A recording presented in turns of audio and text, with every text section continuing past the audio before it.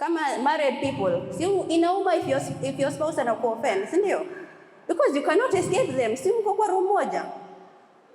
Si nyinyi ni ma roommate, nyinyi ma housemate, roommate, bedmate. Mta escape each other? No. You are there. So it hurts. Or if your sibling offends you, it cuts. You're like, you should have known better. How could you do me like this? All right? But also sometimes we take offense because we have unrealistic expectations about others. Si ni ukweli? Yeah, sometimes we are not, the offense is, we have manufactured the offense, if I can say that. Sometimes we assume that people are mind readers or soothsayers, or they have this crystal ball that they can just interpret exactly what you want. By the time your boundaries are being infringed upon, by the time you're feeling like, ai, hapo umevuka mipaka, did you communicate it? Did you tell them that, by the way, I'm not comfortable with this? By the way, I don't like this or that? Did we communicate it? Because sometimes you're feeling like, bwana amefanya hivi, but they don't know. The other person honestly does not know. So sometimes we have these unrealistic expectations. We're expecting this other person to just miraculously, through telepathy, read our brain and know that, by the way, this is what Heri wants, so let me make sure I don't do that. No. So that's also another thing. Sometimes we take offense a bit too easy, especially in this world of political correctness. Yeah? This world where even freedom of speech is limited. It's like you can say this, you can't say this, you can't do this, you can't, you know. I was doing this other interview, and not this interview, I'm taking a trip, and so now the institution that I'm going to visit, they sent us some documents. Like now preparing us for when you go there, because it's a different culture, what to do. There was a whole 30-minute document about offense, about the use of offensive language. See, me, I'm thinking it is curse words. No, my friends. It is about addressing people according to their gender, or about their disability, or their race, or their cultural orientation, or whatever. So, you know, here in Kenya, the way sometimes you say, I know that lady, see, she's the female CEO of that company. So, unasema tu roho safi, si ati una denote anything. If you say that, where I am headed, utaambiwa, you are being insensitive. You are being offensive. Why? What does her femaleness have to do with the fact that she's CEO? Just say the CEO of the company. Actually, though you want to describe somebody, unajua yule mama ambaye ni left-handed, alafu hivi ni kafupi sijui. You have offended somebody. Why are you describing me according to my political correctness? It is so hard. You heard the case about these people who it was like eons ago. This couple, before 2015, when all this, when it was legalized in America, this whole gay issue, I think it was 2014, this couple wanted to get married. They go to a cake shop. The cake owners, the bakery, the owners of the bakery are Christians. So they tell this bakery, can you bake for us a wedding cake? The owners of the bakery say, sorry, we can't because of our Christian faith, but whatever, you can buy whatever pastries we have here in the shop, but we cannot specifically bake the cake for you because it will contravene our Christian values. Si walidhani imeisha hapo. Wakapelekwa kotini. The psychological damage you have caused us, and the psychological trauma, and the mental anguish. Do you know they were sued up till they became bankrupt? They lost the bakery.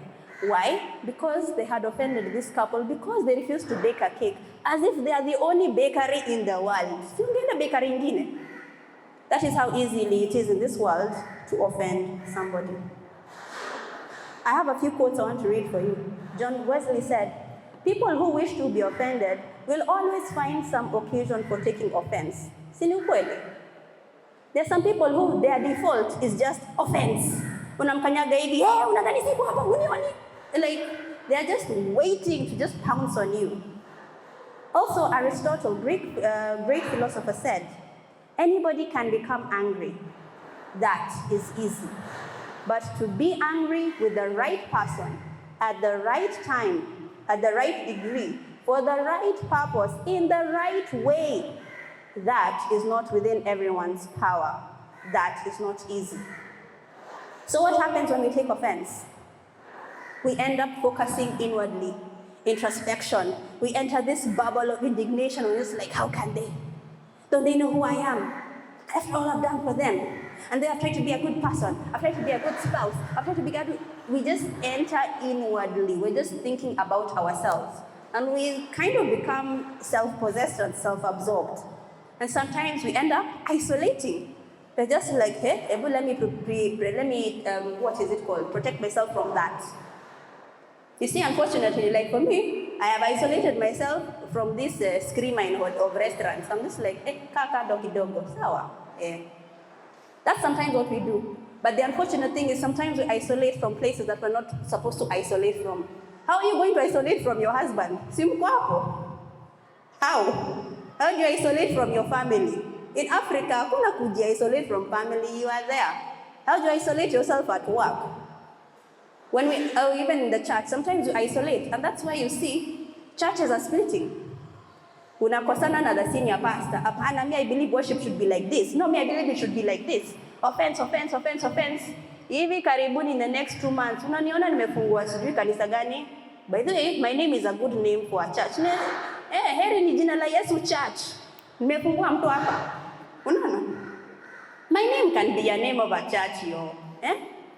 Utaniona tu nimefungua church, nimejidistance and I've gone there. I've isolated myself. That is not a good thing. That is not, as in that is sometimes what can happen. Because we are blinded to the other person. We cannot see, the other person by there is not a psycho. Why did they do what they are doing? Can we try to see things from their point of view? We do not have to agree. But can I try to see, by the time they arrived at this and they did this, especially if they are not malicious, some people are just malicious. But if it is not malicious, if it is my sister, if it is my spouse, if it is my mother, they are close to me. They cannot intentionally want to harm me. Why did they do that to me? Let me try to get to the bottom of that. But when we take offense, we block that route. We cannot see that. It's just my rights. It's just me who's offended. I'm just seeing my woes, my challenges. And then emotions begin to rule us. We end up being resentful. We hold these grudges and we become unforgiving. And they say holding a grudge is like drinking poison and hoping that the other person will die. My mother keeps on telling me like, hey, wewe shika hiyo grudge yako, yule mtu anakula, anashiba. Anakula akishiba. Oh well. Oh, there we are, yeah. Anakula akishiba, analala vizuri, wewe ndio at night. Hey, that person, the next time I see them, you're the one who's seizing, You're the one who's having all of this. That person is eating, sleeping, drinking, having fun, living life. You're the one you're the one who ends up being destroyed. And guess what? That is exactly what the devil wants. We talked about how this is all about spiritual warfare. That is exactly what the devil wants. It is his tactic. Taking offense can cost us. It can cost us relationships, opportunities, and even eternity. Look at instances in the Bible when Jesus was saying things and people were taking offense. People like the Pharisees. When Jesus was just calling it as it is, I'm sorry my peeps, like in my whitewash too, because of A, B, C, D. Blind leading the blind. He was telling them the truth, he was admonishing them, but they were taking offense. How? Who are you? Who are you to tell us scribes and Pharisees and teachers of the law? And because they could not get over that offense, it cost them their relationship with Christ. Or even people who, there's a time when Jesus was telling them, by the way, I am the bread of life. And if you want eternity, you must eat my flesh and drink my blood. Hey, people are thinking now. Are you now starting a cult of cannibalism? Ati tukule hii nyama yako. Like they didn't have in their head that it is symbolic. Them they are thinking, tunakula hii nyama, unakata nyama yako, tunakula, huku tunakunywa damu yako. Like it's some vampire cult going on. And some disciples left. Baka Jesus looked at the 12 and says, okay, are you also offended? That's when Peter said, hi, where can we go? You have the words of life, where can we go? But the people who left, it cost them eternity if they did not choose to follow Christ. It cost them an opportunity to see and follow Christ and do everything that he did. 1 Peter 4:7 says, but the end of all things is at hand. Therefore, be serious and watchful in your prayers. And above all things, have fervent love for one another, for love will cover a multitude of sins. And I know we're thinking, multitude of sins. Some sins are hard to cover. You know, some sins, and not some sins, some offenses, they really run deep. If you've ever been hurt by the church or you've been hurt by somebody, you know, somebody close to you, kusamehe hiyo ni uchungu, ni ngumu. And I don't want to start making light of that. By no means. No, it's painful. It's painful. But God is asking us, can we at least start the process? And starting the process by you saying, by the way, this thing happened. Because not taking offense is not ignoring it. I'm not talking about now just sweeping the whole thing under the rug. No. It is owning, by the way, when you said this, I was hurt by this. Acknowledging that this thing happened. But just because you acknowledge, it doesn't mean you have to take offense. And I want to show you how. Jesus lived his life free from offense. Jesus never took offense. You know, I was so surprised. Like, he never took offense. And because he never took offense, he was free to love other people. And by the way, he had plenty of opportunity to take offense. The guy was betrayed. I mean, the guy was mocked. The guy was just, I mean, how do I go to my own village, Nazareth? I want to tell you the news of the kingdom. I even want to do healing here. And you guys are just like, hey, Jesus, wewe si tulikuwa na kwa diapers. Wewe si ulinitengeneza ile kiti na meza. Hiyo dinner set, si ni wewe? Ati sasa umerauka ati wewe ndio the son of God. Please, like how? Like they just around him. Because of that, he couldn't do any miracles there. But Jesus didn't take offense. He would have taken offense and said, oh, hamijui, ngoja mtaona. Wah, bread. Wah, nyumba built. Wah. He would have taken offense and done anything. But he did not. Even when he was being mocked on the cross, what did he say? He didn't take offense. He said, Father, forgive them, for they know not what they do. You see, I was thinking if I was Jesus, this is why some of us are not the Son of God. Because if I was Jesus, I have been tortured by Caiaphas and his cronies. Ati sasa nime-resurrect.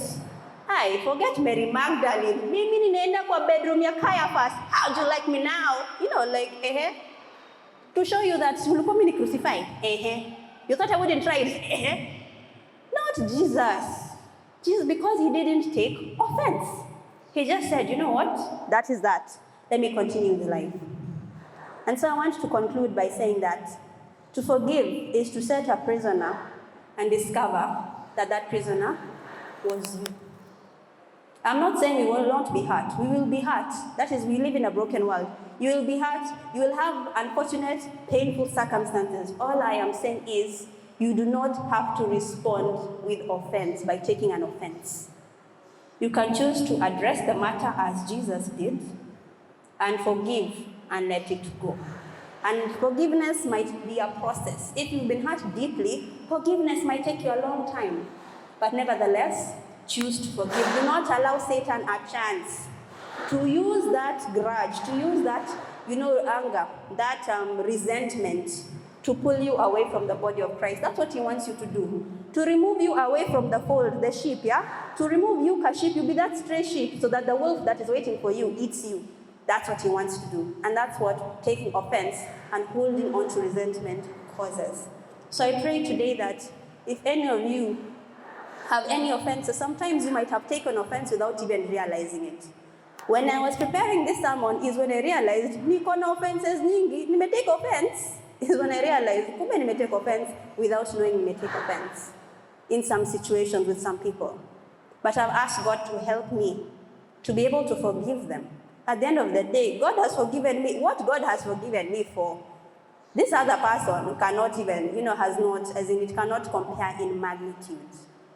So out of obedience to God, out of wanting to live lives that he desires, so that we don't give the devil a chance, I pray that we may learn not to take offense, but address the issue and ask God to help us to forgive for his glory and for his honor. Amen? Pastor Martin.